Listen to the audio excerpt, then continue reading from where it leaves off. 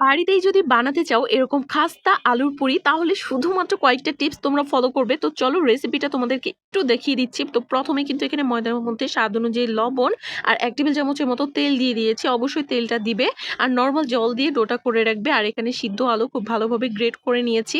এর মধ্যে পেঁয়াজ কুচি, মরিচ কুচির সঙ্গে একটা ম্যাগি মসলা, স্বাদ অনুযায়ী লবণ, সামান্য একটু বিট লবণ সবকিছু দিয়ে খুব ভালোভাবে মাখিয়ে নিয়েছি। আর এখানে ডোটাও কিন্তু একদম রেডি। এই ডোটা কিন্তু একদম শক্তও না আবার একদম নরমও না। তো প্রথমে হাত দিয়ে হালকা হাতে একটু বেলে নিয়েছি। মাঝখানে আলুর পুরটা দিয়ে খুব ভালোভাবে মুখটা বন্ধ করে হালকা হাতে বেলে নিতে হবে। তারপরে কিন্তু এগুলোকে ডুবো তেলে ভেজে নিতে হবে।